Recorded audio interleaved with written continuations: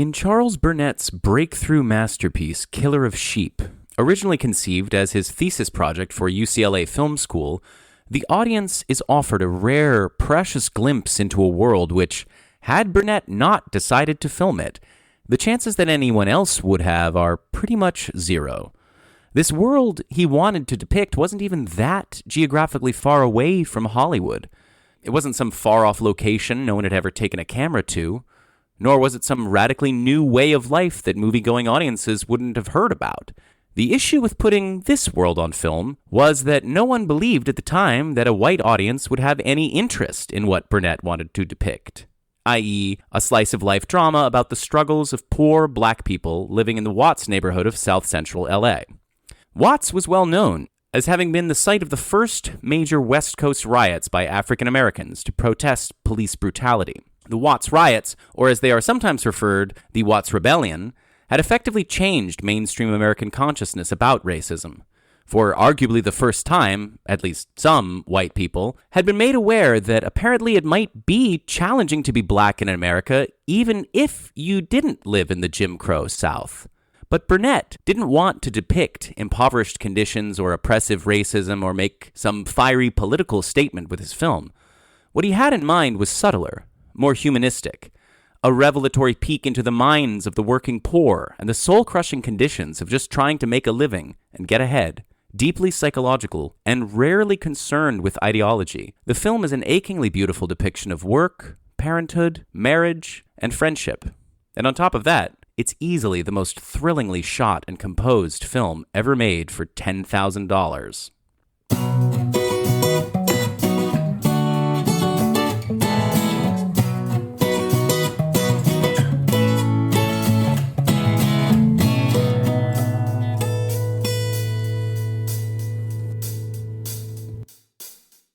Welcome to Kale Your Idols, a new Hollywood podcast with your hosts, Sam Ludwig and Elena Gibson. This is a podcast about film. Primarily, we discuss movies, directors, actors, and writers known for their work during the new Hollywood era of studio filmmaking that began in 1967 with Bonnie and Clyde and The Graduate, and pretty much ended in the early 80s with One from the Heart and Heaven's Gate. I know we said last episode that we would be covering Saturday Night Fever next, but our local indie movie theater was playing a restoration of Killer of Sheep, so we knew that we had to pivot and discuss this landmark film in the world of independent cinema. Elena, just a quick question, double checking. How many episodes, what episode number is this? Is this 50? Are we on the 50th episode? This is episode number 43. Yeah, wow. So this is kind of amazing. We've been doing this show for a while, and I was looking at these movies that we've covered so far, and maybe this sounds weird. I never noticed this before, but every single director of all of those other movies we've covered was white. This is the first non-white American director that we've covered. And surely it won't be the last, right? There's many more to come, I'm sure. Wow, I just didn't notice that. Thank you for pointing it out, Sam. My pleasure. I thought it might be actually kind of an important thing to talk about in this episode. That just kind of struck me. And I don't know if our audience is fully aware of this, but just to make it clear, you and I, we are two white people. We're going to be two white people discussing this movie today. So thought I should clarify that. Yeah, okay, so, dropping the little riff bit or whatever. Yeah, obviously, we're doing a new Hollywood podcast, and it's just the very shitty reality that was a world dominated by white filmmakers. But plenty of women, though, so it was okay in that way. White male filmmakers.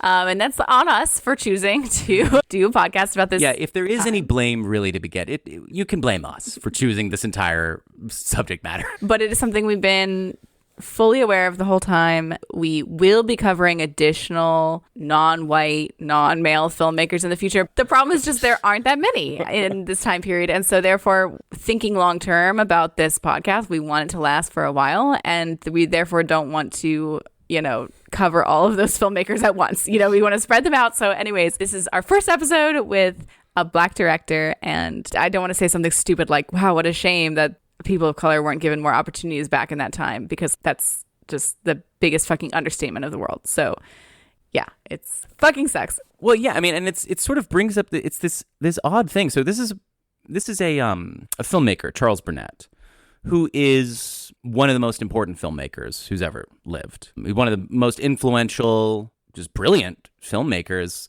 to have ever worked in this industry. I'm sure that most of our audience, which at this point consists of our family members and stuff like that, has never heard of this man. They have no idea of his work. They probably never heard of most of these movies. But on his Wikipedia page, they have a quote from the New York Times that says, "This man is officially the best black filmmaker that exists." Like, there are so few black filmmakers to consider that the New York Times can confidently state, yeah, this guy's the best one. I mean, personally, I probably might, I don't know, go with Spike Lee, but is that sort of too obvious of a choice? Like, do you know what I'm saying? Like, Charles Burnett is a heady choice, shall we say? I don't feel the need to say which filmmaker is my favorite. I would never say which filmmaker was my favorite white filmmaker, but it's, If we are comparing somebody more well-known like Spike Lee versus Charles Burnett, why is there this difference in how well-known they are? I think one thing that we should say is that if you haven't seen any of Charles Burnett's films, he is so much more of an art house director. Not that Spike Lee isn't in a way, but I think that Burnett's films are even more experimental than somebody like Spike Lee. Again, we don't have to compare the two most famous black filmmakers, but the reason why Charles Burnett isn't more well known currently in a time where the public is trying to bring black filmmakers more to the forefront, I do believe is because of the fact that, for example, Killer of Sheep, the movie we're talking about today, doesn't have a very clear narrative structure. It's very non-traditional in quite a lot of ways. And so therefore it makes it less accessible, perhaps, to the mainstream audience.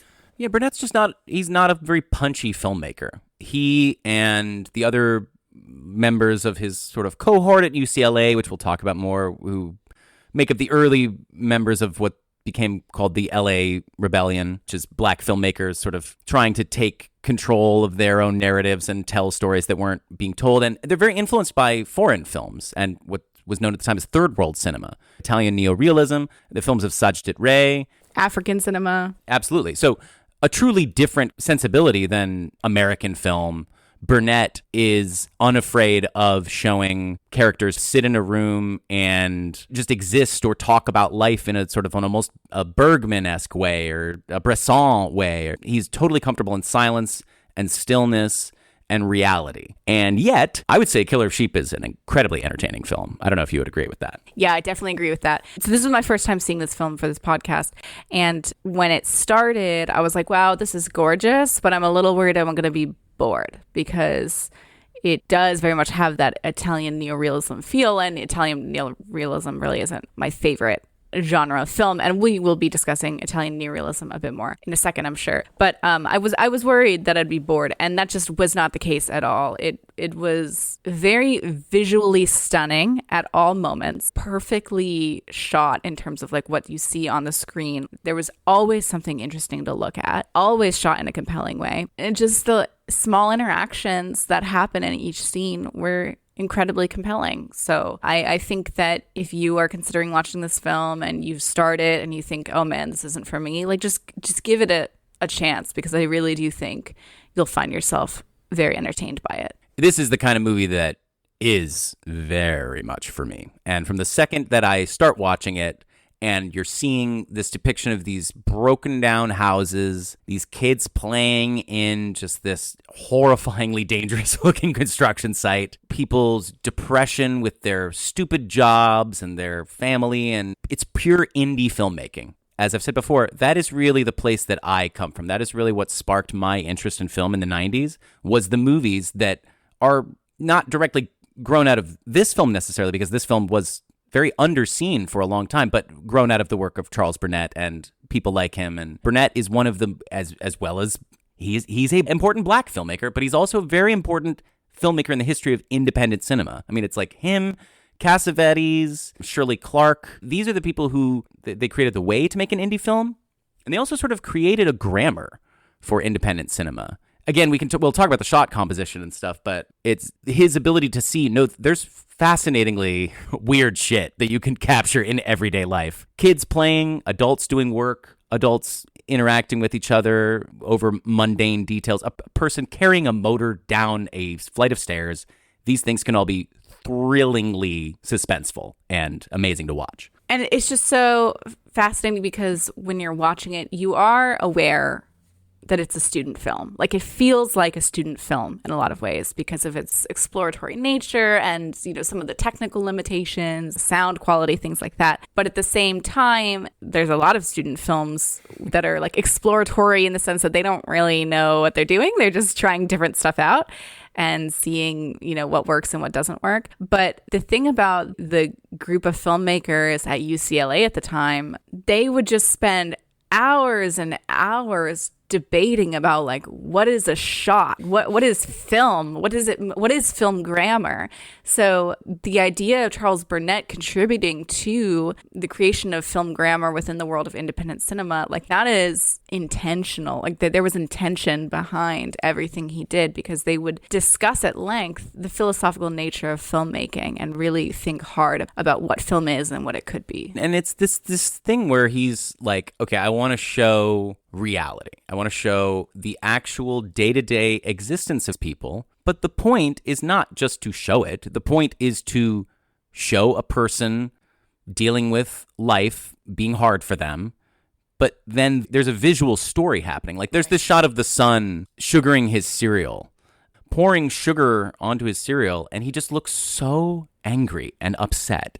What it makes you think about, and all of these elements just combining and mixing with each other, you're constantly feeling like, yes, this is saying something very true, but it also doesn't feel mundane. It feels like you're watching a very intentional statement by a filmmaker trying to convey something visually to you. Yeah, there's just so many things to ponder in this film. The meaning behind the symbolism. Like the daughter standing in the corner of certain shots with a dog mask on her face. And she's just standing there, and it's so weird and strange and bizarre, but also a thing that a kid would definitely do. Little touches like that.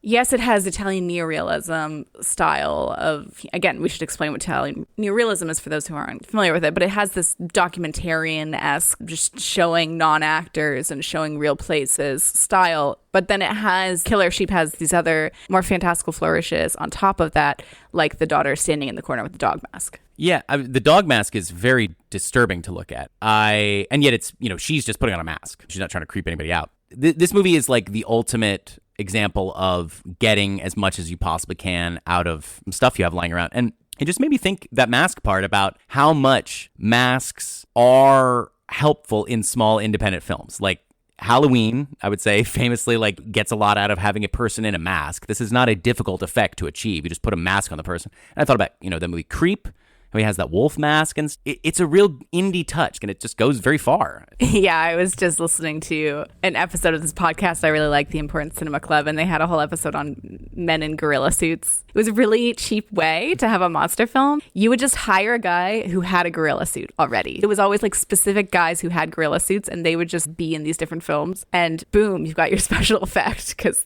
there's just somebody who comes with their own suit who knows how to, like, walk around in it and shit. And yeah, it is like a cheap effect that works well for indie cinema. Every little prop in this movie seems so carefully chosen. They have this really delicate little tea set that they're always showing them drink out of in this, like, really fucked up looking kitchen, where it just seems like the wall is crumbling in, but they've got this, like, little dainty tea set that they're just trying to get through a meal and enjoy with. Yeah, I love that scene where there's two of the men in the film are sitting around the kitchen table drinking from this tea set. Black people at the time were always shown through stereotypes, like awful stereotypes. And as you're watching the scene of two grown black men sitting at a table, sipping tea from a delicate teacup, it's like, you're like, I don't see these images in film normally. And it's not like, it wasn't presented as a joke, like, oh, look at these guys, like, you know, trying to drink from this teacup. Like, they're just enjoying tea together. It's just hits you over the head how much the black communities at the time were not represented at all, and that Charles Burnett did such an amazing job of not depicting stereotypes and just having that really humanistic portrayal of the people that he saw around in his community. He was also really trying to, again, the film took years to make, but he was really trying to not impose his own values on the story and on the people that he was depicting. He said explicitly, he because he was in film school. He was in UCLA. Famously, he stayed way longer than he should have because it cost $15 a fucking quarter to go there. And this is in the 60s, and you have access to all of this equipment, and you're making movies with people and getting experience making films. So why would you ever leave? I mean, so they eventually forced him out because they're like, you have to make this thesis project. But because of this experience that he had, where he was this person in college, I mean, he considered himself at this point to have been a very, like academic and kind of, hoity-toity person who watches foreign films and is trying to make social dramas and stuff. He did not view himself, by the time he was making this movie, as fully a part of this community. He felt that he was actually a little bit outside of it because of his experience going to college and studying film. So he described this experience he had where he was at a black barbershop and he was praising Paul Robeson, who's a person who's featured prominently on the score and stuff, and who is a vocal critic of America. And he said these old black guys who were from Mississippi were like, "Hey man, don't criticize America. We'll get you one ticket to Russia if you hate it here so much." And he was like, "Okay, I don't want to claim that I know what people in Watts are like. I am of this community, but I'm also a little bit weirdly outside of it at the same time." And I just think that's a fascinating perspective to have. Yeah, super self-aware that he knew that he was coming from a much more radicalized perspective after having gone to college, and that he was portraying a community that was way more conservative than he was, and he didn't want to force his viewpoints on them. And he also didn't want to make it seem like he was making a statement about the community in general because he was one person. You can't represent a whole community as one person.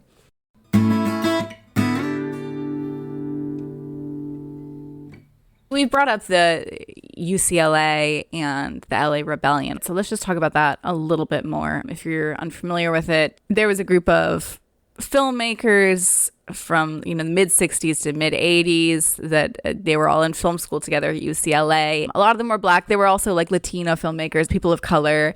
And UCLA was this environment that was a little cutthroat in a lot of ways at the time. Like Charles Burnett said that like everybody would be really critical in class and tear your movies apart if they seemed unoriginal. And so people would be like making their films secretly and not wanting to show each other because they wanted to make sure that they were doing something that nobody else had seen before. So they were like a critical cutthroat aspect of it, but also collaborative in a lot of ways. Just a very creative environment. A lot of those filmmakers, they would work together on each other's films and debate filmmaking, as I mentioned before. And Burnett had said that UCLA was like anarchy in a way because you were very self-taught and you learned from other students, and the teachers didn't do much guiding, although there were certain teachers that Burnett was very influenced by. Yeah, specifically the class of Eliseo J. Taylor, who was the only black instructor at the UCLA Film School at the time. I think he taught a class in third world cinema that influenced Burnett as well as several other students to push the university to start an ethnographic studies program. They were taking part in all of the things that the school had to offer, but they were also revolutionizing the school themselves, too. And this LA Rebellion group, UCLA is right next to Hollywood, but they rejected the conventional Hollywood structure. And they were more inspired by Italian neorealism and European art house and the emerging African cinema, which is so interesting because conventional Hollywood at the time is new Hollywood. I mean, that's happening alongside all of this. Killer Sheep came out in 1977, but he started filming in 1972. So that's still early side of new Hollywood. These movements are happening alongside one another. But new Hollywood, as we've mentioned a number of times, is also inspired by European film, but then go in different directions with it. And then, as we've said, the LA Rebellion group was also inspired by what they called like third world cinema. Classmate and filmmaker Haile Garima said, "We were so eager not to be influenced by the white film teachers and the dictatorship of white cinema. We were trying to forge our own culture." It's just so interesting that this happens alongside New Hollywood, which is doing the exact same thing, but through the studio system and in a more conventional and less experimental way. We think of New Hollywood as being this countercultural moment in the mainstream film culture where there's different things being depicted. We're going weird, right?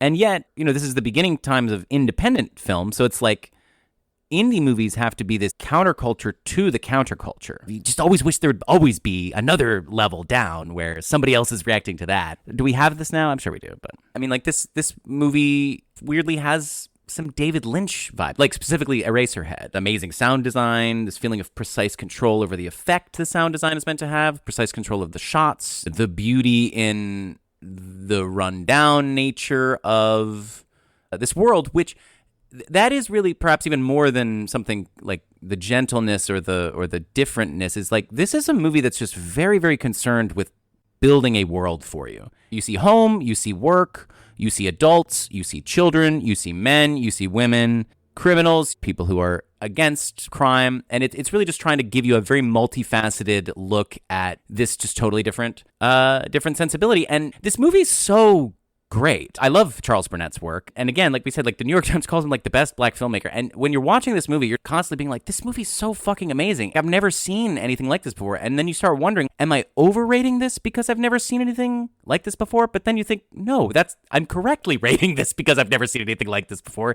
That is the whole benefit from an audience's perspective, at least, of having different voices in film, because they actually do show you different things than you would see in other movies. Just point out the obvious. Yeah, and just it's not just that this film is amazing for showing things you've never seen before or people you haven't seen depicted in this way. It is also, as we mentioned before, visually stunning. The shot composition is intricate and wonderful, and, you know, just from a filmmaking perspective, really fantastic, despite the fact that it was a $10,000 budget. He shot it on weekends within a single block of his community, and it's all like non-professional actors. I shouldn't say like every single one of them was non-professional. Like some of the leads had acted in other things. For example, Stan's wife, the lead character's wife, she's also later was in Daughters of the Dust by Julie Dash. She's so hot. I'm sorry, but she's really hot. I actually thought the acting was really great, which is amazing considering the fact that a lot of the people in the film are non-actors. Like I was really blown away by the acting. But Charles Burnett had said that, you know, one of the problems when you're working with non-actors, you know, sometimes they just don't show up for the shoot. And they're like, hey, can you just get somebody else to fill in for me today? And he's like, no, like that's like saying, can I switch the quarterback out in the middle of a play? Like, no, you can't. We already shot the film. And he said for a little while he was filming, the only people who would show up were the kids. And so that's what, you know, there's like a heavy representation of children playing in the film. That's like one of the reasons, because they were like the only ones who would show up for a lot of the time. But it's not just that he used the kids as actors. Like, you know, he said that was okay that a lot of the time only kids would show up, because one of his goals was to engage the kids in his community in filmmaking and expose them to filmmaking and show them that they can be filmmakers too. And so he had the kids help out behind the camera as well. Like a lot of the kids were in charge of the sound, which is why the sound sucks in a lot of places, because there were literal kids doing it. But it's just like a really, you know, a really admirable goal to have, is to engage the kids in filmmaking as well.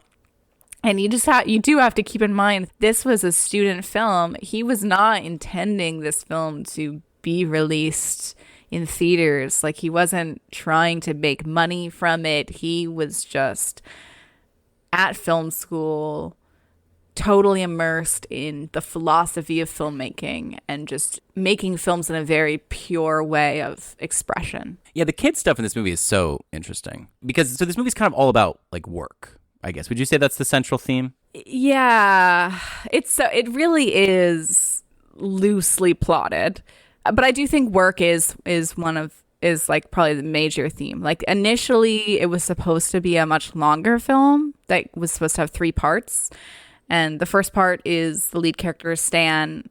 He works in a slaughterhouse, as the name suggests, killer of sheep. The second part of the film is supposed to be that he goes on vacation from work and then refuses to go back to work. And then the third part is that he eventually does have to go back to work because of needing money. So I do think that work is the central theme in the film, even though the film didn't end up having, you know, all 3 of those plots. Like, all of those elements are in the film to some degree. But then I do think that the film also is speaking a lot on generational differences. Like, the mother versus father versus son versus daughter in a traditional family structure and how they relate to one another, and like boys versus girls. The mother and the daughter, for example, there's shots of the mother putting her makeup on and shots of the daughter like really slowly and clumsily and adorably trying to put a dress on for like a really long time. And it's really cute, but you're just really thinking about social roles that these women were put into. So in some ways it's depicting like, you know, gender stereotypes, but then in other ways it subverts that. Like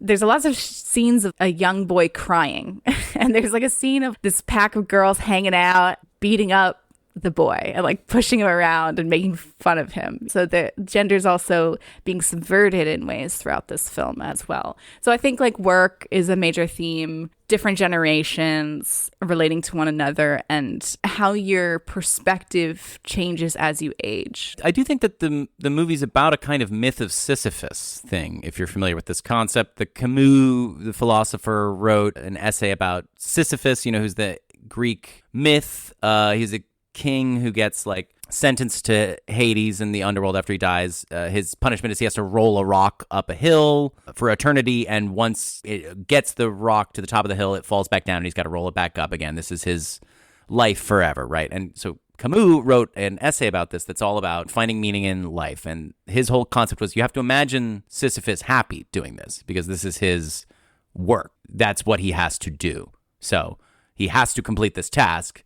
You have to wrap your mind around not hating this thing that you're doing in your life. And this is kind of a complicated thing to relate to the movie, but it's basically just like the kids, when you see the kids at play, it's kind of like work to them.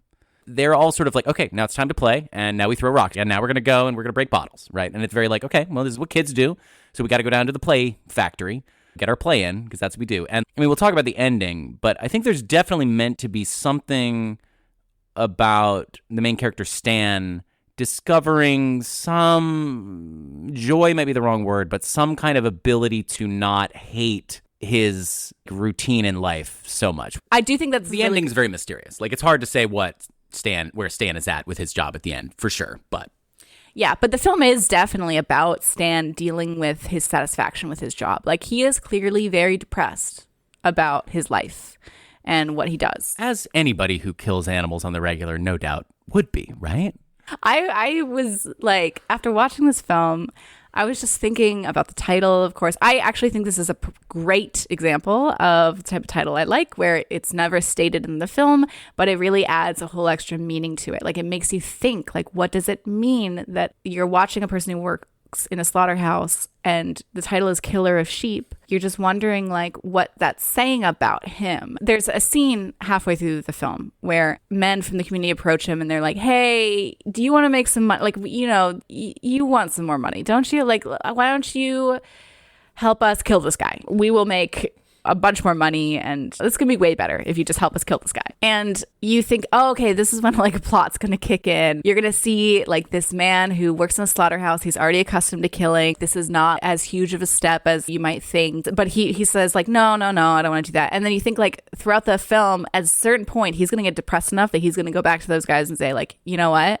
Yeah, I do want to kill this guy. But that doesn't happen. And I love that so much. It is such a misdirect, a purposeful misdirect to be like, no, this is not that kind of film. We are not showing that kind of story. This is realistic. This is a man who works hard. He's an honest guy. Nobody's perfect. He's not perfect. But like, yeah, he's works at a slaughterhouse. He's not going to fucking kill a person. And anyway, so I was just thinking a lot about the nature of like killing animals and what that says about somebody and how I would feel if I worked in a slaughterhouse killing sheep. Like, this just sounds like so brutal and awful. And then I was like, wait a minute, I kill animals for my job.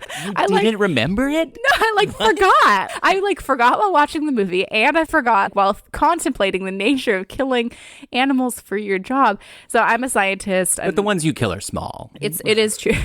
I'm a scientist. I work in research biology. We do use animal models for our research. I study neurodegeneration. It's not like I'm testing like beauty beauty products on animals or whatever. But I do think that there's a real moral conversation that could happen about animal testing and research. So anyways, I mean, if the products would make you really beautiful, then that's a real question to consider. So anyways, every time this comes up, I always feel like I need to explain it and also not seem like overly defensive about what I do. I do think about it a lot, the moral question of it. But it's just so funny that I just didn't think about it. So compartmentalized. I'm compartmentalized. And also I visited a cat lab where they do research on cats. And I was like, and I had the opportunity to maybe work in that lab. And I was like, no, I couldn't do that. I can't work with cats like that. They're just too cute and too big. And no, I'll stick with mice. Yeah, it's just me thinking what would it do to somebody to work in a slaughterhouse? I wonder how that affects them. And then I'm thinking about myself it's also not the entirety of your job. Your job is not just to kill mice. It's to kill mice for another purpose. His job is just to kill these sheep. But for the purpose of feeding the community. So there is a purpose behind it. With lamb, though, too, because it's kind of an unusual. It's not like he's killing a bunch of pigs or something. Obviously, sheep has meaning that we can discuss. We're on the topic of the title. I've heard some people say that the kids are like sheep about to be slaughtered by the oppressive society around them and racism. And I don't know if I fully think that's the case, but I do think that there's something to be said about sheep, famously symbolic of an innocent. Lamb led to a slaughter. You're killing an innocent creature, a sheep that doesn't know any better. He is not a killer of men. He will kill sheep. He will kill this innocent thing, but that is not as bad as what he could be. Yeah, I think the thing about saying that the kids are like the sheep for me is, like you said, they don't know any better. It just feels like a very condescending thing to ever call people sheep. That's an insult. So the title does evoke this, though, doesn't it? Yeah. No, it is interesting. And it's interesting that there aren't that many white characters in the movie. There's only one, and she's obsessed with the main character. There's more than one, but there's only one with a speaking role, and it's this woman she owns a convenience store, and she has this black employee who she totally abuses, pushes him around, calls him names and stuff, and then she's coming on to Stan, the main character, being like, hey, touching him and trying to get him to work for her and stuff like that. So she's just abhorrent. And then the other white people in the movie they work at the slaughterhouse. You see a lot of white people just slaughtering these sheep and skinning them and hanging them up. And you see Stan doing that too, but it always feels more violent when you see the white people in the movie doing it. And I'm just not sure if that was intentional or not, or if that's just inevitable considering the viewpoint that we're watching this movie from. No, it's also just you could just you know how much Stan hates it, because Stan is a really well-developed character.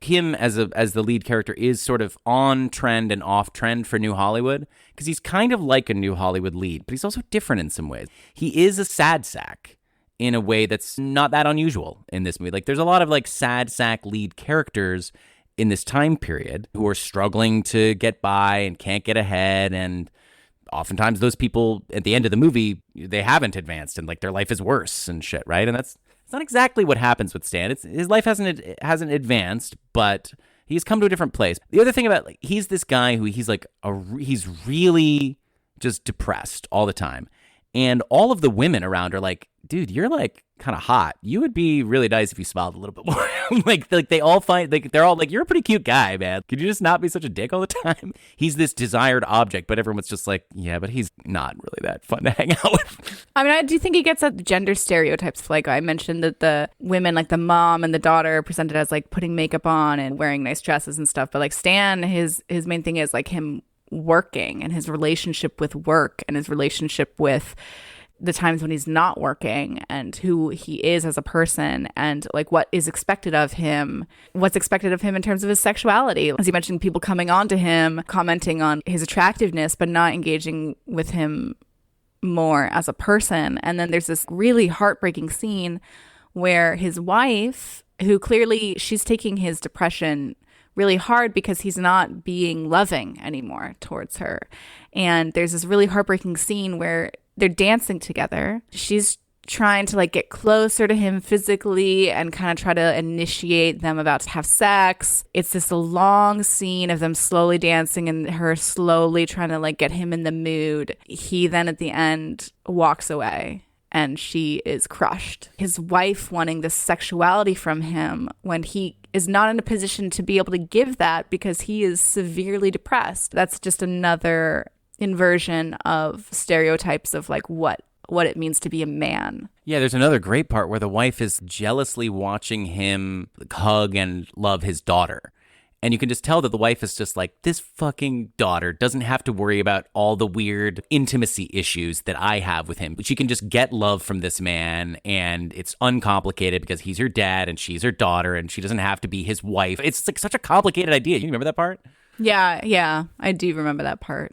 And it's sad. Like all of these things are just so subtly done, but so full of meaning and so relatable in so many ways and so real. Like everybody's witnessed moments like that. Everybody's experienced moments like that. And yet it also has this absurdity too, where it's the point of the movie is trying to show the way of life that these people are accustomed to is very different than the way of life that you normally see most characters have. Like, again, going back in that scene where where the guys come by and they're trying to convince him to murder a man for money, his entire family just sort of drifts out to be a part of this discussion. The wife, the kids, Dad, are you going to do this? And he's like, no. It's just, they're just sort of all there to be a part of this family matter of whether or not the dad's going to get money for killing somebody.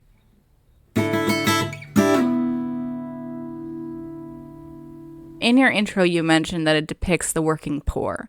And what it means to be poor is, I think, a really important part of the film, because there's this conversation Stan has with a neighbor where he says, like, I'm not poor. Like, I work a steady job. Like, look at our neighbors. They're fucking poor. I'm not poor. Stan would not be okay with Sam describing it as describing the working poor. He'd be like, no, I'm working class. I'm not working poor. And that's something that, I definitely feel like I can definitely relate to, even though I don't come from like a Black community. I come from a community that is very poor and very run down. And, the house is looking crappy. Like,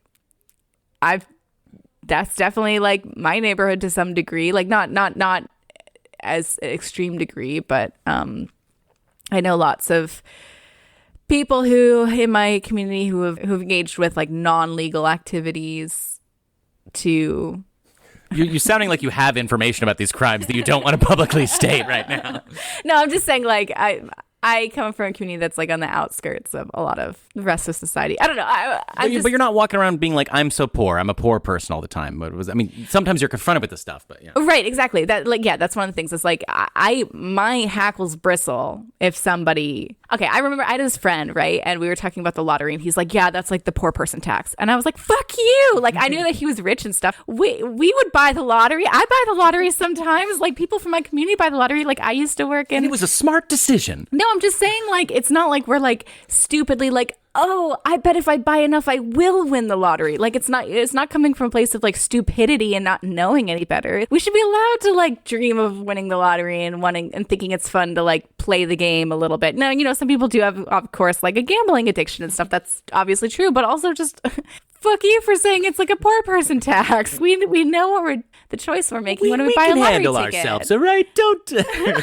Like, I don't know. So anyways, I don't have like a very specific thing I want to say, just that this film is really grappling with what it means to be poor versus working class. But of course, like, it is showing a community that is the victim of systemic racism. So it's not like that's not evident in the film as well. Yeah, but there's are there cops in this movie?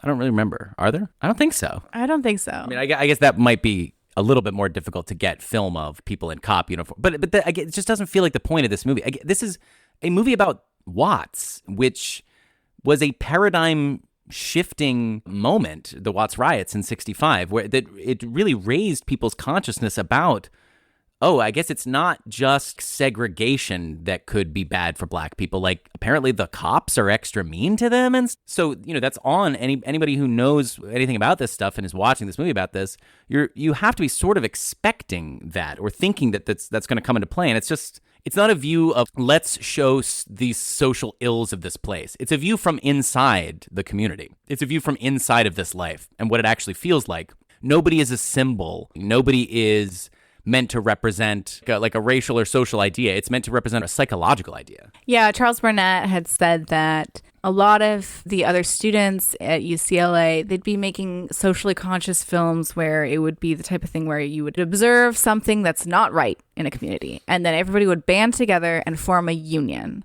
And this union would, together through union power, fix the wrong. And it would be a happy ending of empowerment.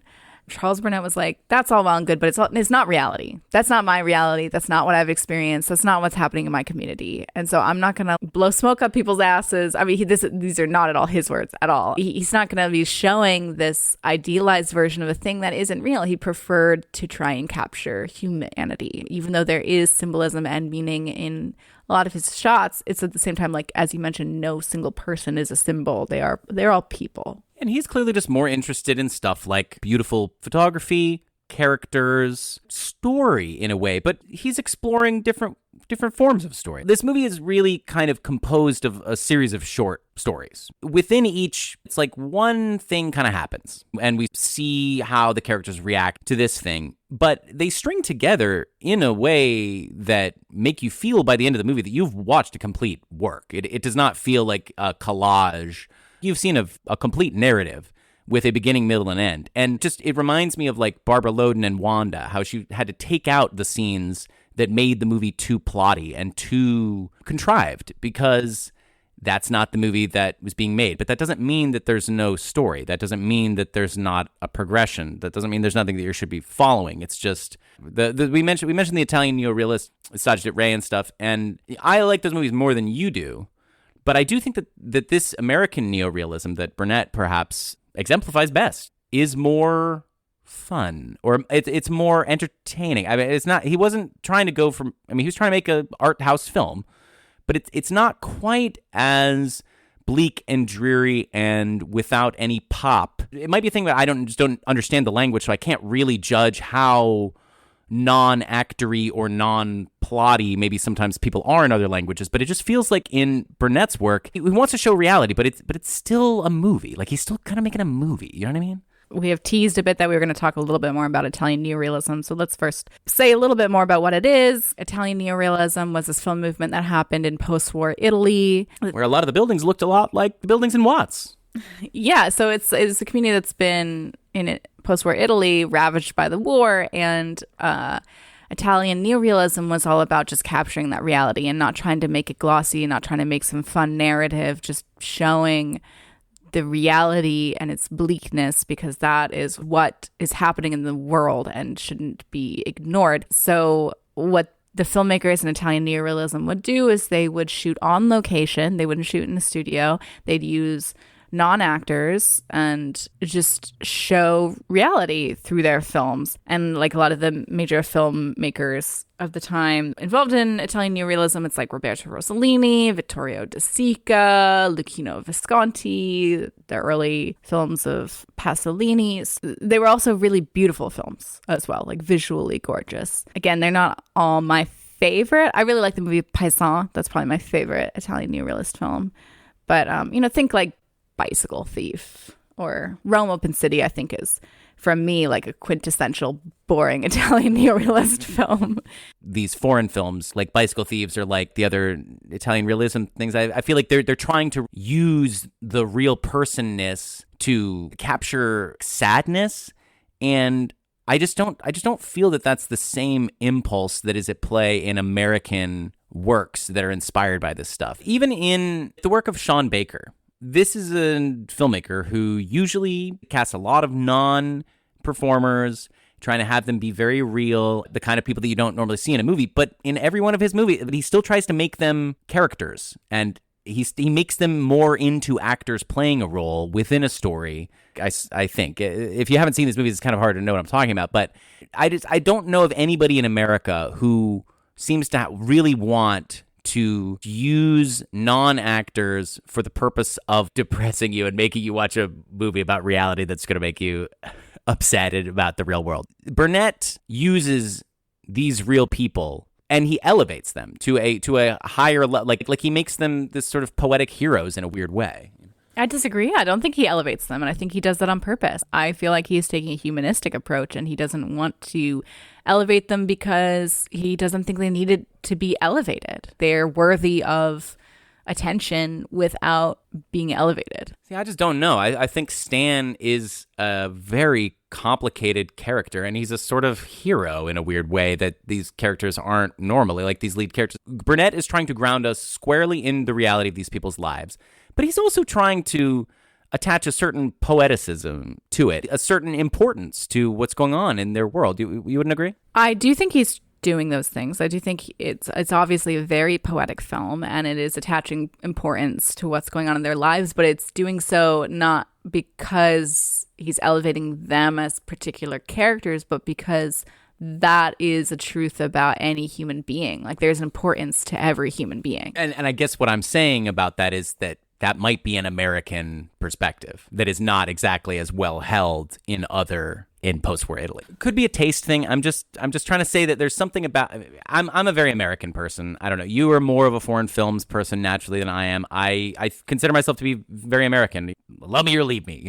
Let me try and put it to you this way, and this will kind of lead us in a different direction. Right? The kind of shot composition stuff, the kind of shit with kids zipping around on skateboards, almost getting missed by cars while a dog is coming. I mean, that is not the kind of stuff that you would see in an Italian realism film. Am I wrong in saying that? I think you are. I do think that, like, Italian neorealism, like, yeah, you're on real locations, you're showing real people, but there is this hint of disaster because it's like this post-war Italy. And so there is like this off-screen threat that looms over quite a lot of Italian neorealism, like Bicycle Thief. There's just this threat that's present in those films. And I think that's also true with Killer of Sheep. You mentioned the dog barking. Like in the beginning, there's just this dog barking off screen and it sounds vicious and dangerous. And it made me think of the symbolism of what that dog represents. Racism and all the things wrong with the world is like, of course, like I might be drawing way too much meaning into that. But then, you know, I was constantly worried the kids were going to get hit by cars and stuff. So anyways, that threat is very felt in the film, at least for both of us. But I think that is also present in Italian neorealism films, to be honest. But it's also very cool when you see the kids do this shit in Killer of Sheep. That's different. That's what I'm saying. You know what I mean? Can we talk about how cool it is with how fucking dangerous they are with these goddamn kids in this movie? Because I think that shit is amazing. We were watching Thunderbolts last night, the new Marvel film. We watched it at a drive-in. It was my first drive-in experience. It was very cute. And, you know, we're both just like, this is CGI, blah, blah, blah, they're fighting, blah, blah, blah, blah, it doesn't matter. I don't care at all. But you just put one kid in front of a car and have the car almost hit them on a skateboard. I'm buying a ticket right there. I mean, like, why don't why have we stopped this? We have kids everywhere. You could do all sorts of dangerous stuff with kids, and that would be so much more exciting than if the stupid Marvel bullshit and cheaper. Yeah, let's put kids in mortal danger more often in film. I fully agree, Sam. I mean, it's just like, it is this weird extra-textual thing where you're watching how dangerous the shit that they get these kids to do, and you're just like, man, these kids' parents don't give a fuck about what they're doing. Yeah, I want to say that I love the way the kids play. It just feels so exploratory. Such a rich internal life amongst themselves. They have this creativity and sense of community, like it's intricate hierarchy between them, such a range of ages, but they're all playing together in a very exploratory way. They look like little engineers, and Sam, you had mentioned earlier, it's like they're treating it like work. They take what they do really seriously, and it does feel important. Like, it does feel like they're really figuring out what it means to be a human and exist in the world. But there is that danger there too, you know, and everybody who is a fan of this movie loves the scene where there are kids jumping from roof to roof, and it is a really gorgeous shot,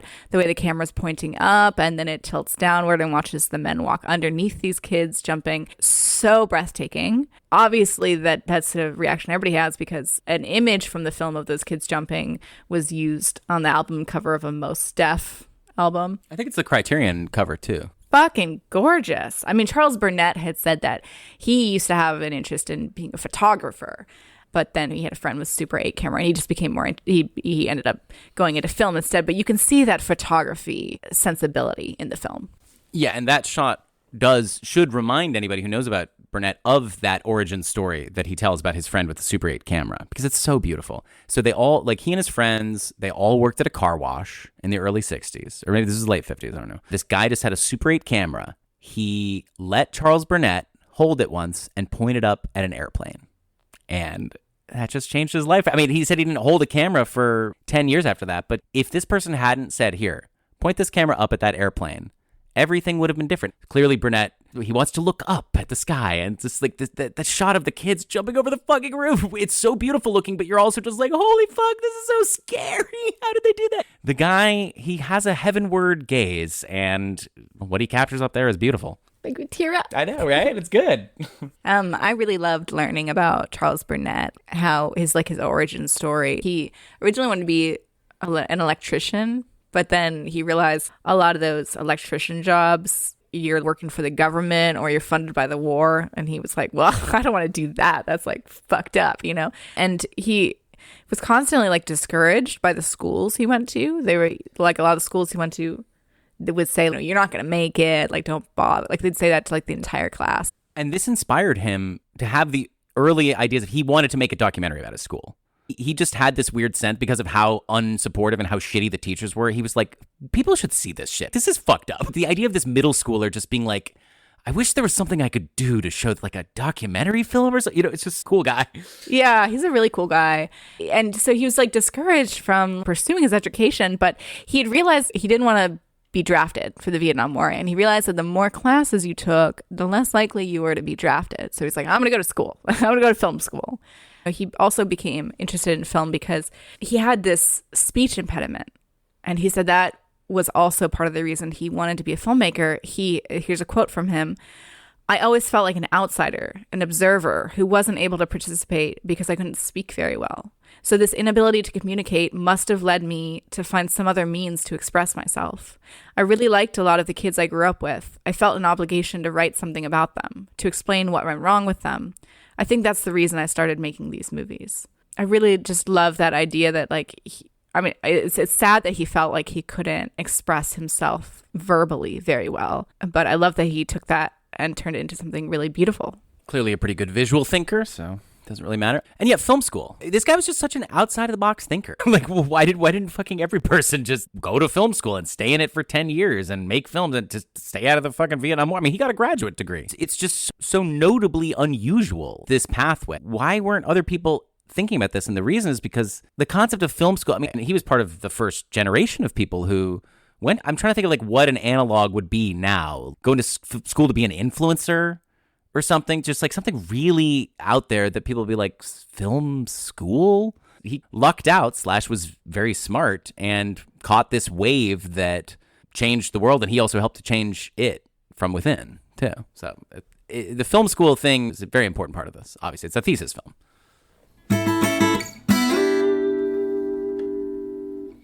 We should discuss the distribution aspect of this film. I'd mentioned before that when he was making it, he wasn't intending it to be distributed. He was making it for a film project, and he was not thinking about distribution so much so that he used songs he just couldn't afford to license. And not only that, I had characters sing those songs in great scenes of the movie that you definitely shouldn't want to cut out. There's no way to get around that. Charles Burnett intended the film, in addition to all the other themes we had mentioned, he intended it to be a history of African-American music. And he wanted to include music by African-American musicians that come from different genres and eras. And it was a lot of music that you wouldn't hear in blaxploitation film, for example. You'd hear jazz, or you'd hear like a silly, goofy song while the kids were playing on the playground. Fucking musical theater song from the 20s. No, I mean, this is exactly the kind of soundtrack that I've always dreamed of having in a movie. That it's just to contrast it with Saturday Night Fever, which we're going to discuss next week. That's a movie that's just creating a soundtrack, and the point of the soundtrack is to distill this specific style of music. Like, that's the defining disco document.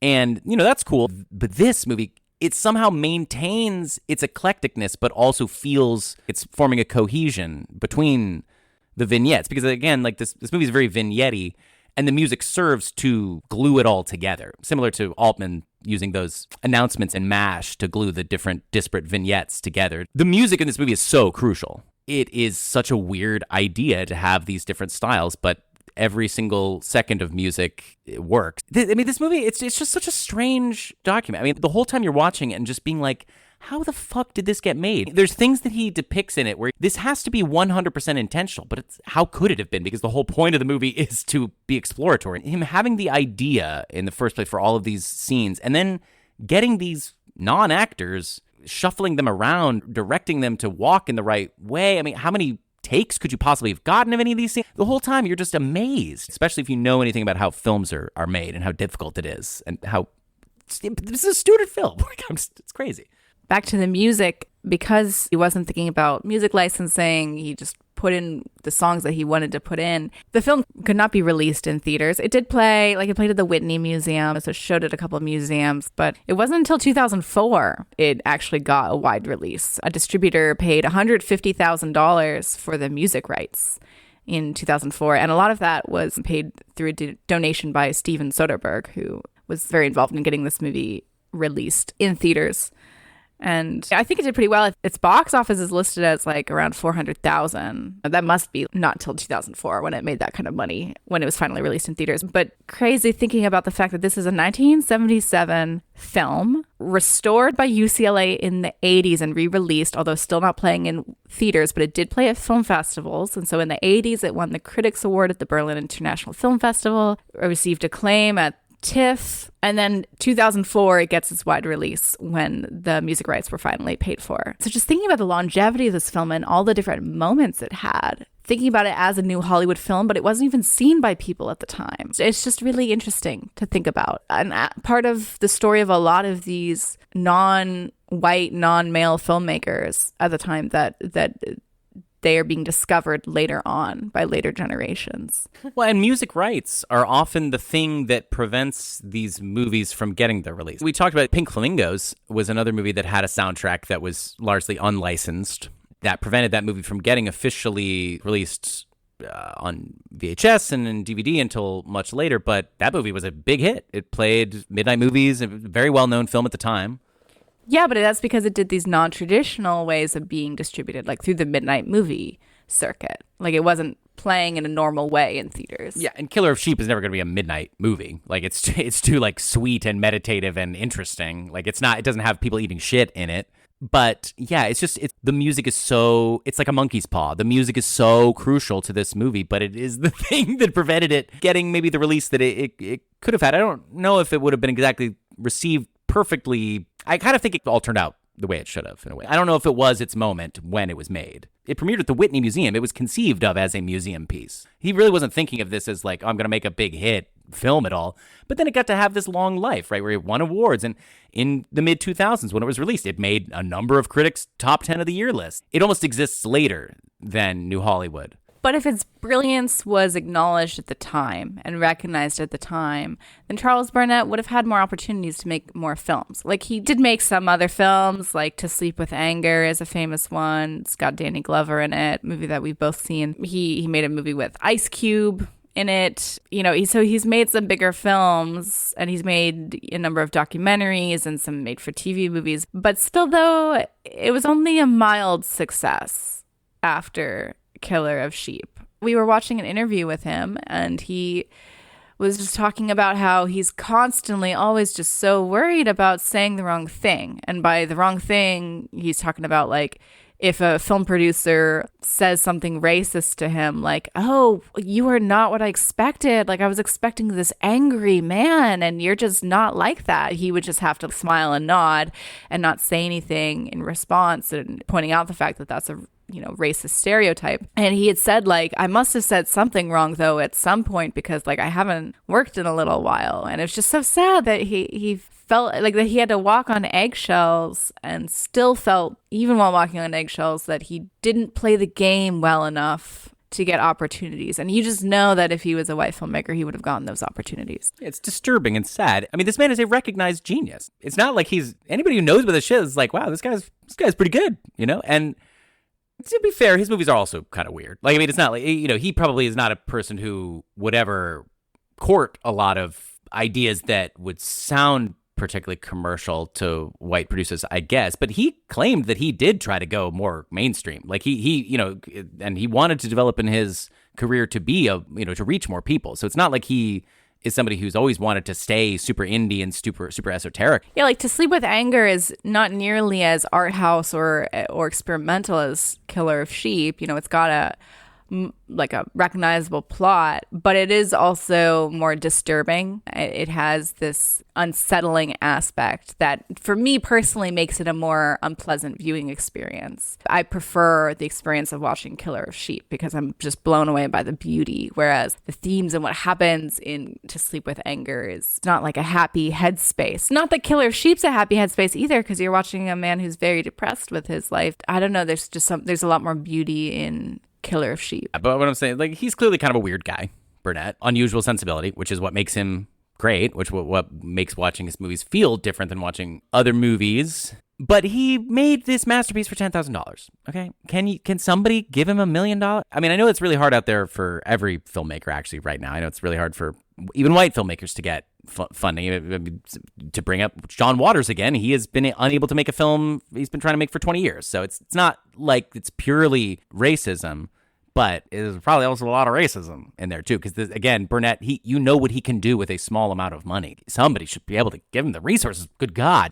You want to know something super sad about Burnett? He even feels reluctant these days to refer to himself as a filmmaker because he makes films so infrequently.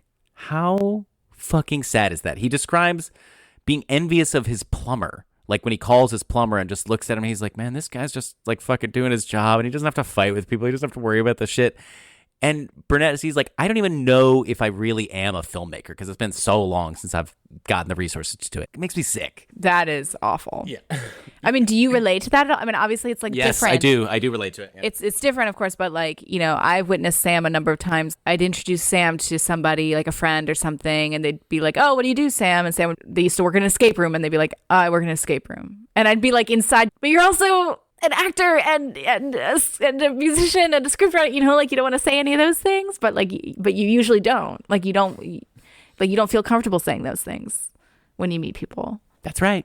Although I do feel more comfortable now because now I am acting more often. But yeah, that's the idea of like any artist feeling that they need to qualify. Think about Julie Dash. She made one film 40 years ago, and it's one of the most important films ever made. But what do you think she feels like? Yeah, she made Daughters of the Dust. She was also part of the LA Rebellion group of filmmakers from UCLA. In my opinion, if you make one film, honestly, if you make one film, it doesn't matter how good it is, you're a filmmaker. But if you make one film and it's great, it's on the Sight and Sound 100 Best Films of All Time list. Yeah, then you're a great filmmaker. I don't care if the rest of the movies you make afterwards are shit. I don't care if you don't make any films after that. You are a great filmmaker. Charles, listen to us, okay? Listen to Elena right now. She's telling you the truth.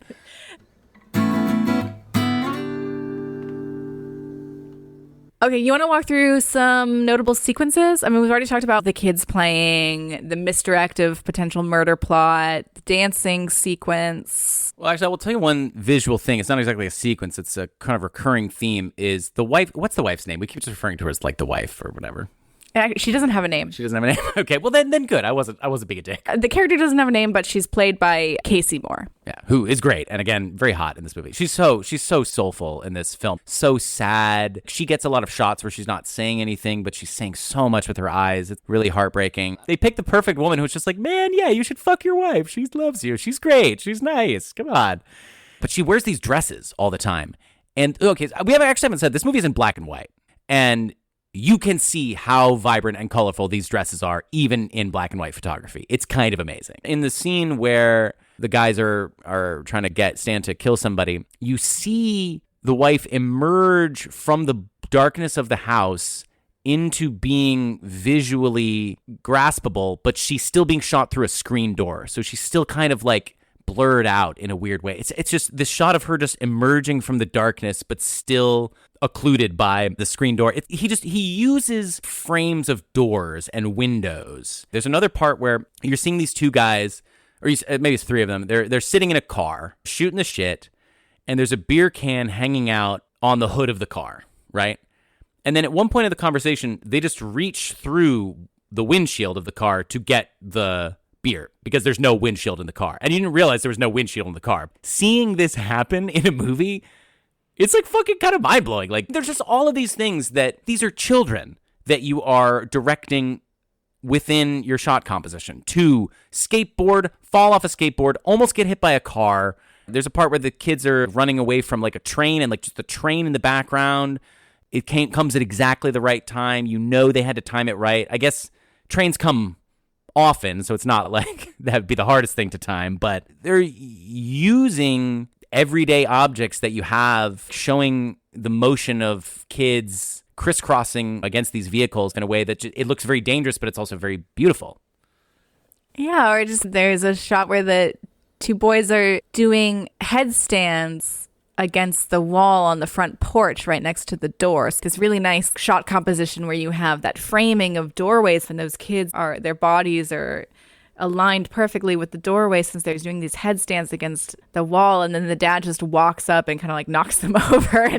But these kids, even if they don't have things they can fiddle with, they're still just gonna do stuff with their bodies, explore and play, and it's captured really well visually in the movie.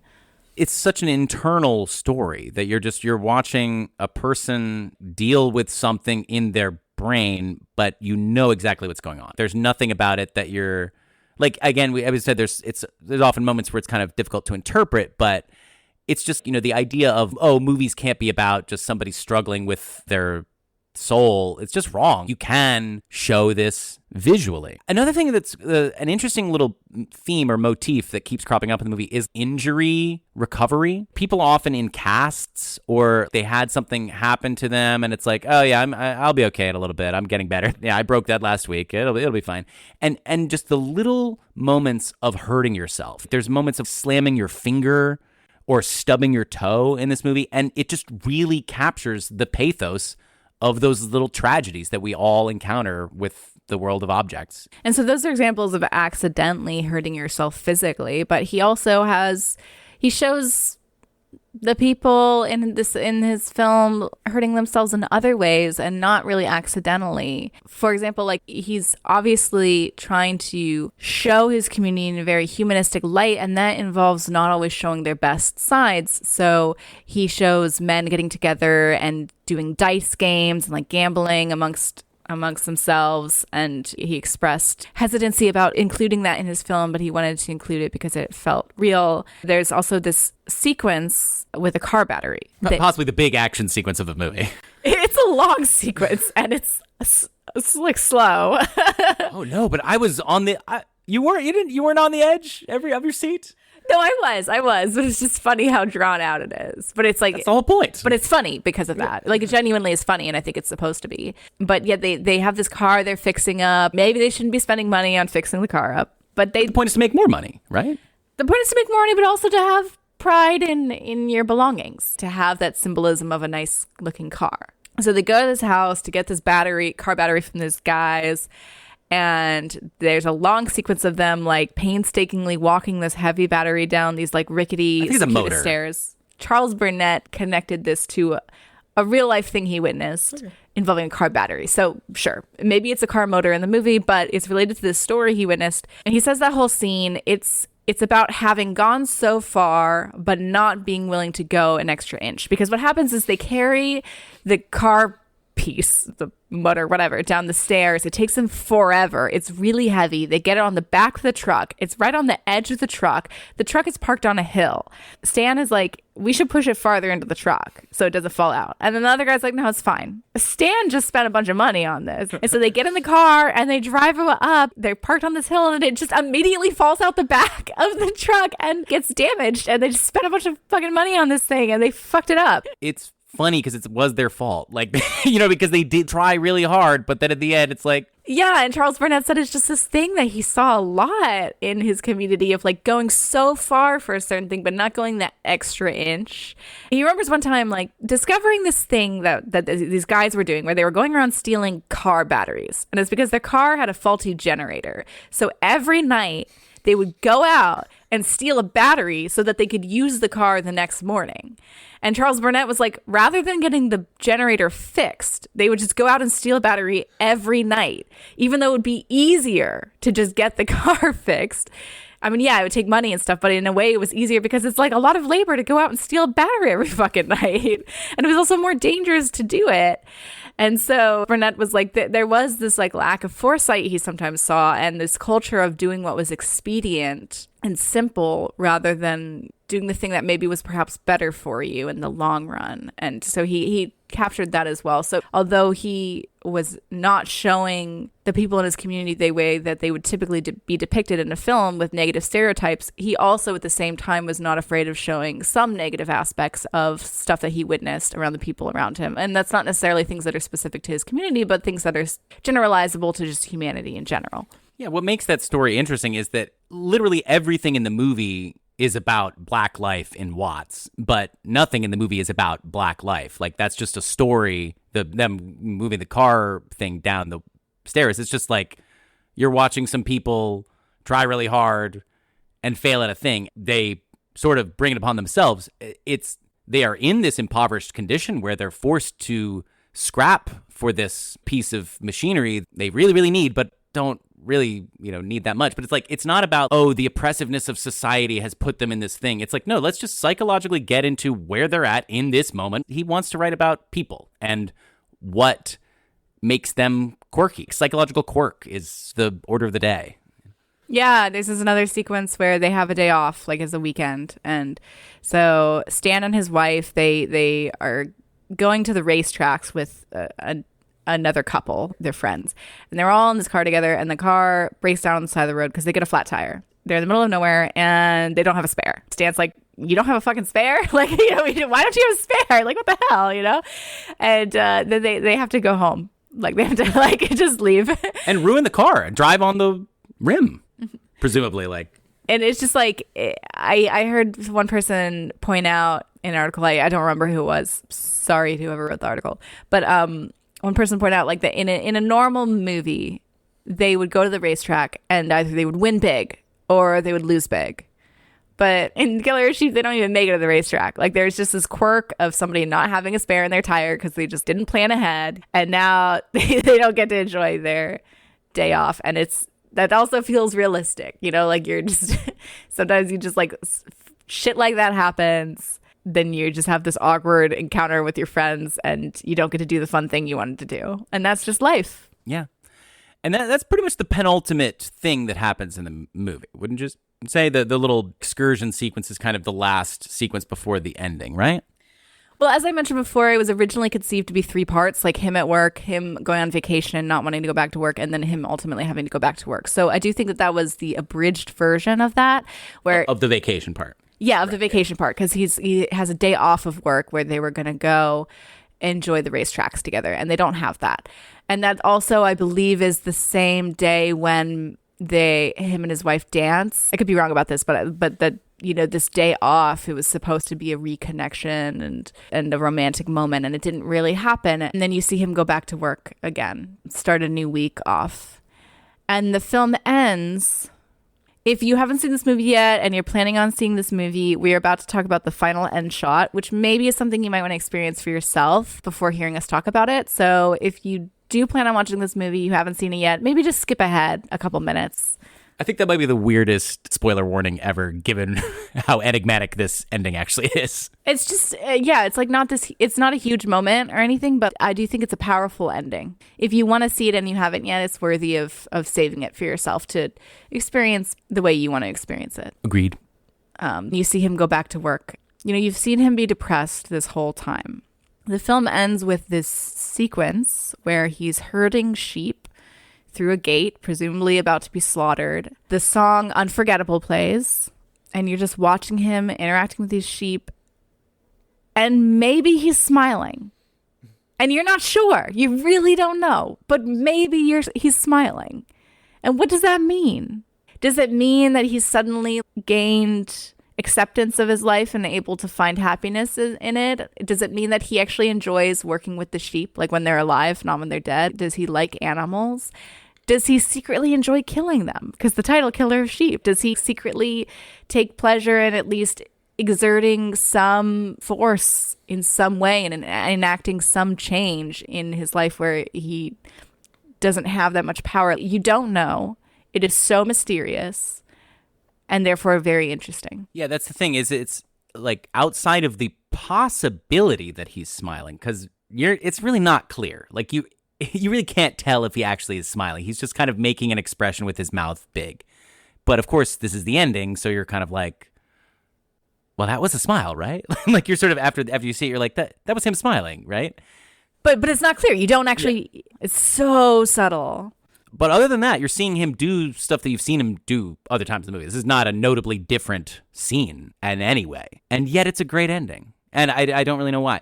You're a bit left, I think, with the impression because of the title and the ending that he has sort of come to identify as a killer of sheep or something. Would you agree, like that by that he's like, I am a killer of sheep at the end? I can't agree because it's just so mysterious and so open-ended, and I think that's on purpose. So that could be the case, but I can't say that I agree that is definitely the case. I just mean like when you're left with that as the last statement of the movie and you have the title, these two things come together to make it a great ending in a weird way, like. Yeah, you are certainly supposed to think of the title in that ending and think about what that means about him and his life.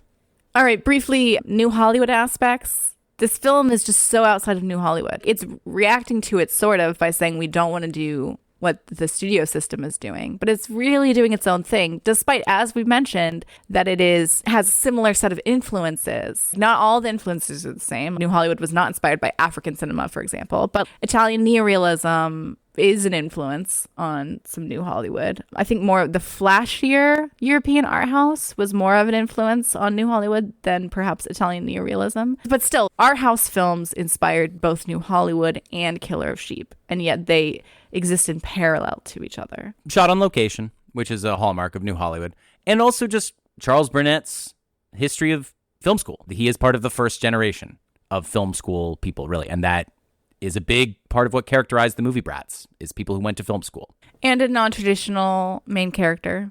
He's not like a classic hero or anything.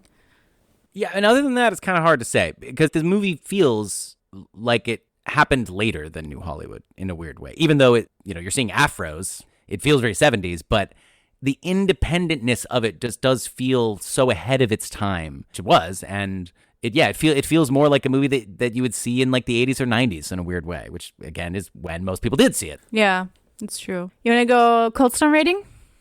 Yeah. Okay, so the Cold Stone rating system that we employ on this show is based on the sizing system of Cold Stone Creamery, the ice cream chain. In Cold Stone Creamery, they don't ask you if you want a small, medium, or large ice cream. They look you right in the eye and say, would you like a like it, love it, or gotta have it?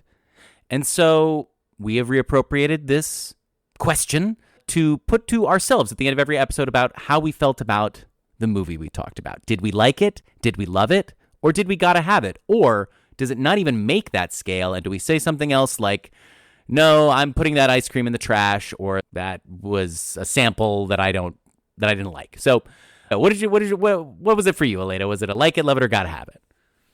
It was a love it for me. I really loved it, and it was almost a gotta have it. Like, I really loved it. I thought it was gorgeous. Perhaps slightly too much of that Italian neorealism influence for it to be a gotta have it for me, because that's just not usually my ideal style of film. But it is a love it, and a love it is great. You know what I mean? Like, nothing to be ashamed of. Like, I just think like everybody should watch it. A really beautiful piece of cinema. Yeah, and for me, it's a gotta have it. And I think that the reason that it's a love it for you and a gotta have it for me could be found somewhere in the fact that I am just so much more in the bag automatically for watching people in poverty, living in rundown houses, experiencing shitty lives. It's kind of, I like it. I like watching it. You, not so much. Yeah, it really makes me feel bad. Like, I hate Napoleon Dynamite because of that aspect. So, yeah, no, you're right. That is not my happy place in any way. It kind of impresses me. It's an impressive aspect of this movie that it got you on board so much, like that it even got to a love it for you. You thought it'd be a like it? No. I thought I didn't really know. I was a little bit surprised it wasn't gotta have it for you, but thinking about this, I am just, I feel like it had such a sort of natural, you have such a natural disinclination to watch this kind of thing that it's impressive how easily it could overcome that normal dislike that you have for this kind of. The movie is such a good version of that even you can't deny the beauty of this depiction of crumbling poverty and sad life. Yeah, like I would absolutely call this movie a masterpiece, right? And I think it is an amazing film. That does feel a little different to me than the Like It, Love It, Gotta Have It rating system. Like that, like It, Love It, Gotta Have It feels to me like a more personal thing. And for me, Gotta Have It's, they have to hit a more personal note. And so the fact that it's got this Italian neorealism-esque feeling, and like you mentioned, showing conditions that don't make me happy, and it's not supposed to make you happy, you know, that's on purpose, but it will prevent it from kind of makes me happy though, I don't know, but it will prevent it from being Gotta Have It for me. And also you can tell it's a student film, so there are a lot of technical limitations, and that's not going to prevent me from saying that Charles Burnett is an amazing filmmaker. It's not going to prevent me from saying that the film is a masterpiece, but it will prevent the film from being a Gotta Have It for me. It is still obviously a love it. And so I just feel like I got to be really honest with my ratings. So I'm not as cool as you are that it's a Gotta Have It, but a love it is, yeah, I don't know. That is what it is for me. No, I think this is a good discussion of the Like It, Love It, Gotta Have It system. This was a nice little illustrative example for both of us, I think. Like when we did the best films of 1973 and 2023 episode, I think I had listed Holy Mountain as my number 2 film of 1973. And I stand by that, but I still, despite the fact that I think it was the second best film in 1973 that I saw, I still, for example, wouldn't put Holy Mountain as a Gotta Have It. It would just be a love it. So yeah, there is a distinction between the quality of film objectively versus how I would rate it on a personal rating scale for this podcast, for the Cold Stone rating. I think I'm a little bit more variable. I sometimes am looking at the scale as reflective of a reality about how good the film is that I can't deny, and sometimes I look at it as more of a personal taste thing. So, you know, it's variable. That concludes another exciting New Hollywood adventure. Thank you all so much for listening. Don't forget to subscribe to Kale Your Idols on the podcatcher of your choice. Please take the time to leave a rating or review. It is extremely helpful for small podcasts like ours. We'd love to hear from you, so please reach out to us on X or send us an email to kaleyouridols@gmail.com. We want to say thank you to the Illuminator for our logo, and thank you to ourselves for everything else. Please join us next episode where we will be finally discussing Saturday Night Fever, but for real this time, since last episode we said we would be doing it next, and then we swerved a bit and did Killer of Sheep instead. We were actually going to do Saturday Night Fever next episode. Hey, Peter Fonda, how did we do? We blew it. Marlon Brando, Ellen Burstyn, Robert Evans, and Shelley Duvall. Sad endings 'cause of Watergate.